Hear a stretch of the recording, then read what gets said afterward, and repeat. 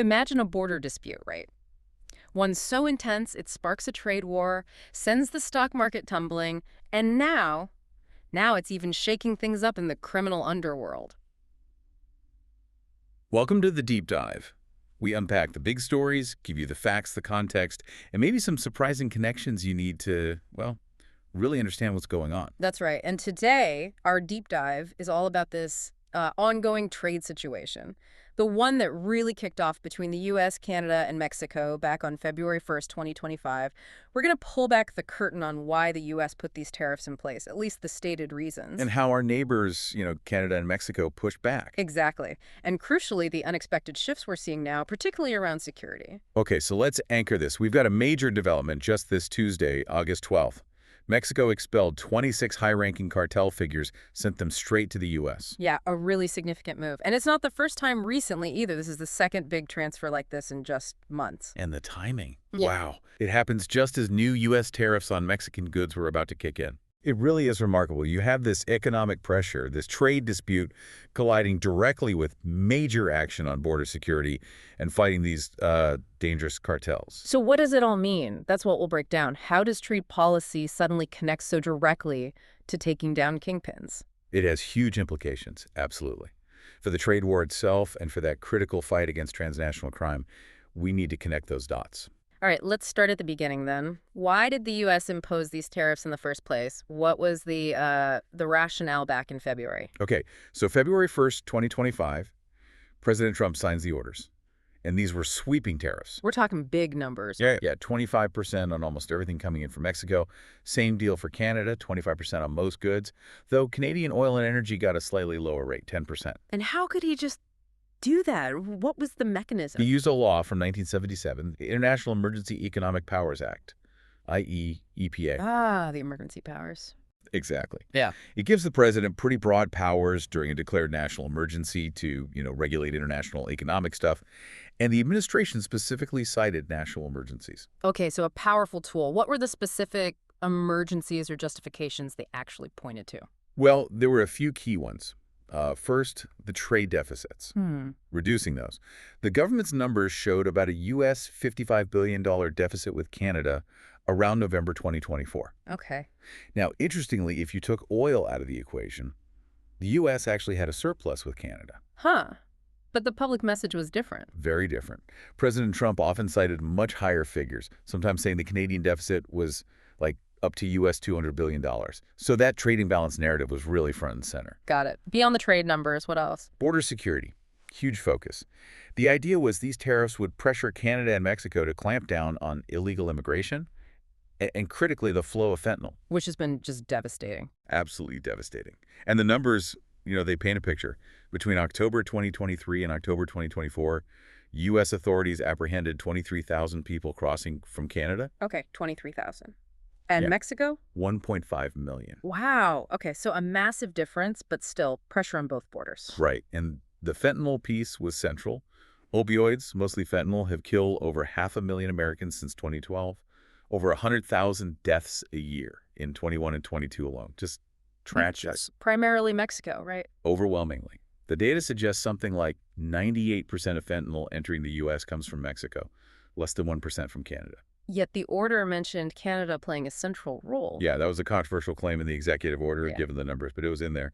And finally, the other big justification was boosting American manufacturing, trying to get companies to hire here, make things here instead of importing. And how did President Trump sell this to the public? What was the message? He was very direct. He said things like, we need to protect Americans, and it's my duty to ensure the safety of all. He linked it directly to his campaign promises on stopping illegal immigration and drugs. Did he acknowledge the potential economic pain? He did mention possible temporary short-term disruption, but he pushed back hard against the idea tariffs cause inflation. He actually said, tariffs don't cause inflation, they cause success. That was his core message. Tariffs as a tool for strength. Okay, so the U.S. makes its move. Big tariffs announced. How did Canada and Mexico respond? Things must have gotten tense fast. Immediately. Yeah. Both countries condemned the tariffs, called them unjustified, said they violated the USMCA trade deal. And Canada, they seemed to react pretty strongly. They did. Prime Minister Trudeau announced immediate retaliatory tariffs. 25% on about CA $30 billion worth of U.S. goods. That's over U.S. $20 billion. Wow. Immediate. Yep. And they threatened to ramp that up significantly to CA $155 billion over U.S. $100 billion after just 3 weeks. A very clear signal. And they didn't just target generally, did they? I remember something about specific states. That's right. It was quite strategic. They targeted goods produced in U.S. red states, trying to put political pressure on certain areas. Clever. And other threats, too. Yeah, they floated things like restricting exports of critical minerals or energy, stuff the U.S. needs. Yeah. Even talked about banning U.S. companies from bidding on Canadian government contracts. And you had provincial leaders like Doug Ford in Ontario pulling American booze off the shelves. It was a full court press. Okay, so that's Canada. Very assertive. What about Mexico? Their approach seemed different. It really did. More maybe strategically calm. President Sheinbaum initially voiced some doubt the tariffs would even happen, but she made it clear Mexico had a retaliation plan ready. But she also reached out directly. Crucially, yes. She spoke of President Trump before he was even inaugurated, trying to de-escalate things right from the start. And did that work? It seems it did, at least initially. On February 3rd, they agreed to delay the tariffs for a month. And then Mexico took very visible action. What kind of action? They sent 10,000 National Guard troops to their border, specifically tasked with stopping drug trafficking and illegal crossings. This immediate, concrete step on border security, a top U.S. priority, seemed to really resonate with the Trump administration. So that cooperation maybe changed the game, leading to the USMCA exemption. It certainly looks that way as a huge development. On March 6th, Trump announced goods that complied with the USMCA rules would be exempt from the tariffs. Which covers a lot of trade. A huge amount. Oh. As of now, August 2025, something like 85% of Canada-U.S. trade and 84% of Mexico-U.S. trade is actually tariff-free because of this USMCA compliance. So both countries scrambled to make sure their goods qualified. Exactly. They moved fast. It really blunted the biggest economic threat the tariffs initially posed and allowed most North American trade to keep flowing. It showed how addressing those core U.S. security concerns, especially the way Mexico did, could open up pathways. Okay, so the USMCA exemptions softened the blow. But the initial announcement, the uncertainty, what did that do to the economy? And, what did it mean for people's finances? Well, even with the eventual exemption, the initial shockwaves were significant. Financial markets reacted immediately. On March 3rd, the day the tariffs were confirmed, the S&P 500 dropped 1.8%, NASDAQ fell 2.6%. Not insignificant numbers. No. And by March 10th, the S&P 500 was officially in a correction, down over 10% from its peak. And in dollar terms? That wiped out over U.S. $4 trillion in market value. That hits people's 401ks, their retirement savings. It's not just numbers on the screen. Definitely not. And what about prices? The cost of living was already a big issue. Did these tariffs make it worse? That was the widespread expectation among economists, yes. The tariffs would push prices up. Yale's Budget Lab did an analysis. They estimated the tariffs could cost the typical American household about U.S. $1,200 a year in purchasing power. Ouch. That's real money out of people's pockets. What specific things were expected to get more expensive? A whole range of things, really. Canadian oil, potentially adding maybe 75 cents a gallon to gas prices, especially in the Midwest. Okay, gas prices. What else? Electricity, potentially, in places relying on Canadian power. Then you've got imports like fruits and vegetables from Mexico. Think avocados, tomatoes, beer, liquor from Canada, things like electronics, potatoes, grain, lumber. Lumber, so construction costs too. Exactly. Steel as well. These are basic inputs for a lot of industries and everyday items for consumers. And looking across the border, what was the projected impact on Canada and Mexico if those tariffs had stuck without the exemptions? Pretty severe.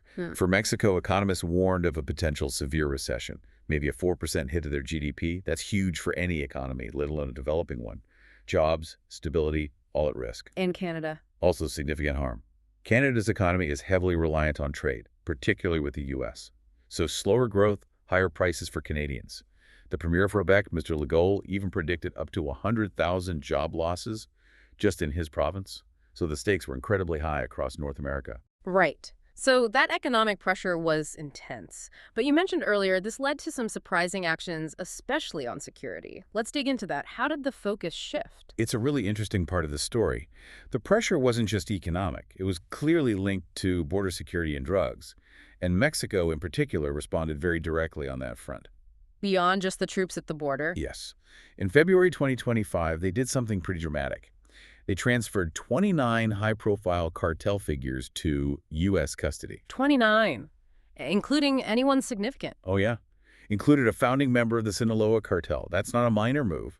It sent a very strong signal to Washington that Mexico was serious about cracking down and cooperating. Okay. And Canada also took steps on fentanyl and crime. They did. They appointed a dedicated fentanyl czar to lead their efforts. And importantly, they officially designated Mexican drug cartels as terrorist organizations. That sounds like a big legal step. It is. It opens up new tools for intelligence sharing, freezing assets, joint operations. Canada also committed significant funding, CA $200 million, for a new intelligence directive focused on fentanyl and organized crime. Plus, they rolled out a larger CA $1.3 billion border security program and set up a joint strike force with the U.S. So both neighbors were showing they were willing to act on these shared security threats. Precisely. It wasn't just talk. There were concrete actions, policy changes, and commitments of resources. Which brings us right back to this week's news. Mexico doing it again, another big transfer of cartel figures. Exactly. Tuesday, August 12th, another 26 expelled to the U.S., and this group included some really big fish. Like who? A leader of Los Queenies. They're basically the money arm, the logistical wizards behind the CJNG, the Jalisco New Generation Cartel. CJNG, they're considered one of the most dangerous. Absolutely. One of the most powerful and violent.